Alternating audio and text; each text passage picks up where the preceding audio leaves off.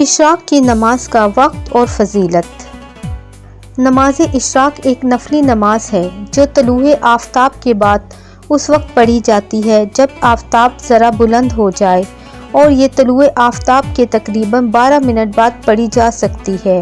ये सिर्फ 4 या 2 रकते होती हैं, लेकिन हदीस में इस नमाज के बेहद फ़ज़ाइल वारिद हुए हैं।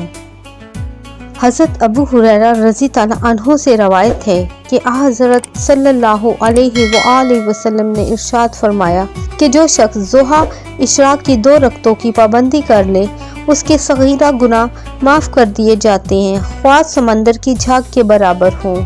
सैयदना अबू ज़र बयान करते हैं, सुबह होती है तो तुम्हारे हर एक अंग अंग पर सदका लाजिम हो गया होता है, और हर रोज़ ऐसे होता है।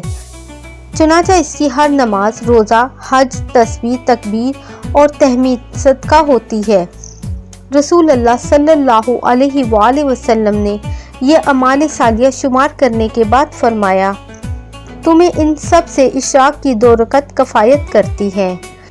इसके मज़ीद अजर सवाब के मुतल्लिक़ मुख्तलिफ अहादीस मरवी है, जिनमें से एक ये है कि रसूल अल्लाह सल्लल्लाहु अलैहि वसल्लम ने फरमाया, जो शख्स नमाज फजर बाजमात अदा करता है, फिर मस्जिद में तलुए आफ्ताब तक बैठा ज़िक्र अल्लाह करता रहता है, और तलुए आफ्ताब के बाद 2 रकत अदा किए तो इसके लिए हज और उम्रे की मानी सवाब है।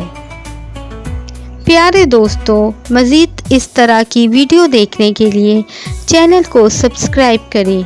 बराए मेहरबानी वीडियो को लाइक और शेयर भी करें। जज़ाकल्लाह।